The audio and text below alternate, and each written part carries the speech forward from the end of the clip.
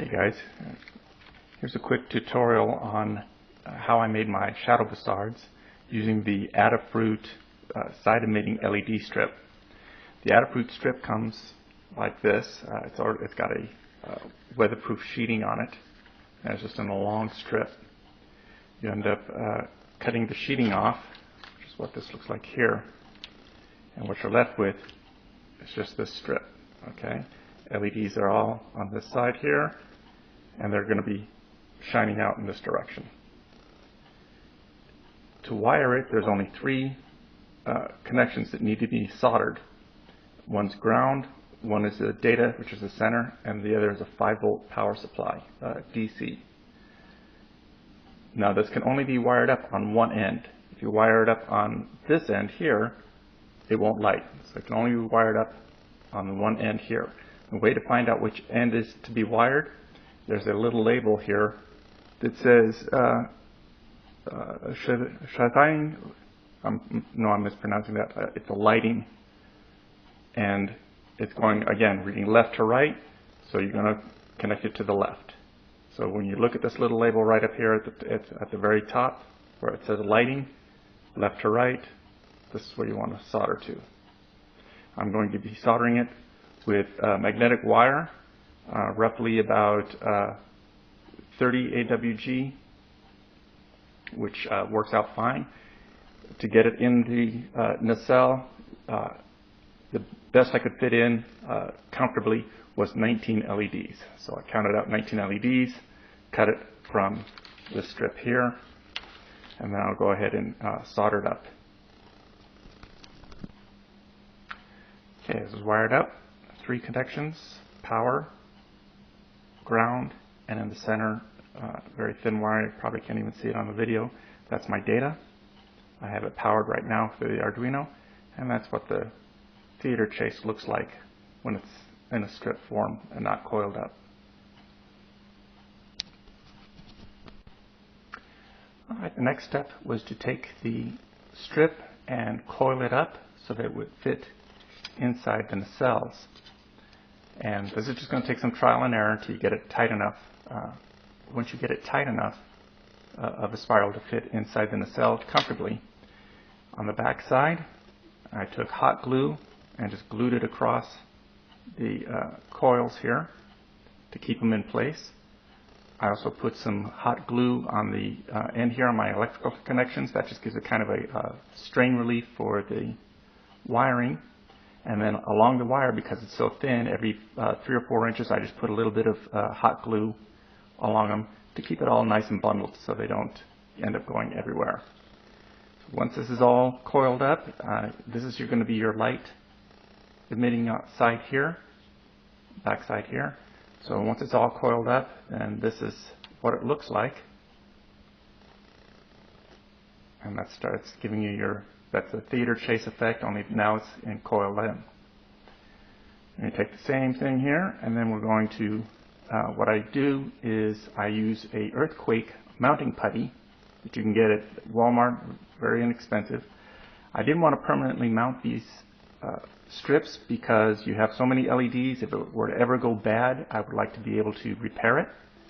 So by using this mounting putty, it's not a permanent fix as opposed to using a glue. And then it's just a matter of placing it inside the putty area there. The putty will hold it in place.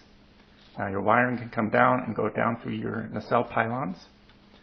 And then from there, let me get this ready here. The Bussard cap will go right on the tip here. And that's, you can't really see the effect there. I'll show you later on with the shadow effect. But that's how the whole item is going to go together. It's very light. You have, again, very small wires to have to worry about, so you don't have a whole lot of drilling out to do to route them through the pylon. As far as the Bussard's and nacelle caps are concerned, I used JT Graphic nacelle caps. And these are a solid resin part. What I did is I ground out the center here for the light. Then after sanding it smooth, I light proofed it with a black primer and then white, gloss white. I used the rotors from Photo Etch kit that you can get off, for the Enterprise, the 18-inch Enterprise. And this is just trial and error. Once you get it folded to approximate the right size, you're going to have to move it up and down inside this nacelle cap to get the right shadow effect. If it's too close to this frosted dome, then you won't get any shadow effect. You get very hard shadows. It just looks like a masking rather than a shadow. If you put it too far back, the shadow effect becomes real disjointed. So you're going to have to play with it. It's a little fiddly, but once you play with it and you get it to the right distance from the inside of this Bussard cap, or this dome, then you just take some crystal clear or glue or Elmer's glue and just dab it along the little pins here where that goes at the inside of the nacelle. The Bussard cap, like I've mentioned in my post, or the dome, I just used a 220 grit sandpaper, and I got it frosted the way I wanted it to. I went with with the JT Graphics cap because I really like the detail on it. However, you can also use Don's Light Magic. His is already hollowed out in the center, and then he has the clear domes, and again you can take the dome and just use sandpaper to frost it. The reason I didn't use Don's Light Magic ones is because, again, I like the detail a little better on the JT Graphics nacelles caps. However, going through DLM or through JT Graphics, for me it took a long time before I finally got those parts in. You can use the stock part that comes with the kit. What you would have to do is take the stock nacelle caps, cut the dome off here, and then use the clear dome. You can get these from KitCraft. I believe it's the 6mm or 7mm domes. I have it listed on the parts list there in the initial post. Once the old dome is cut off from the original part, this one fits right on it into the same area here. And really all you're doing is you're creating exactly what Don's Light Magic has done. So you'll end up with the same sort of thing here. So if you can't or don't want to wait for the time or these are not available, if they're hard to get, you can always go with a stock part and just replace it with a clear domes. These domes are very cheap from KitCraft. I believe it was $4 or $5 for like 6 of these domes. So again, the part number and everything is on my initial post. So again, once you have all of this set up, this goes in on here. Actually, move this wiring. I'm just going to put it towards the end of out the back of the nacelle cap right now.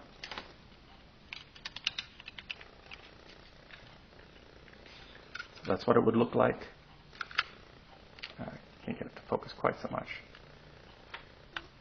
And then this go right on the end there. And there's your nacelle, your shadow Bussards. Right. Again, very quick and easy. It's a little fiddly at first, but once you get the hang of it, it's a whole lot less expensive than antenna controls or some of the other control boards out there.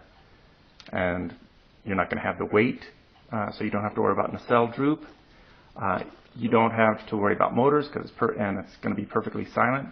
I'm going to add sound to this build, so I really don't want the sound of motors to compete with the sound effects that I have planned.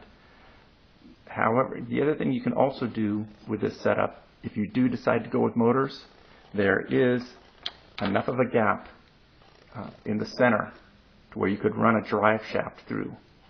So you could hook up a motor back here, mount it in, have the drive shaft come through with a rotor, and do it that way. So it's just another alternative. I hope you found this helpful. And again, just a quick end on this to show what it looks like once the Bussard is put together and it's actually working. and the effect looks a lot better in person. I have to turn this, make several camera adjustments to get it to where it shows up on the video. But that's what I came up with. Catch you guys later.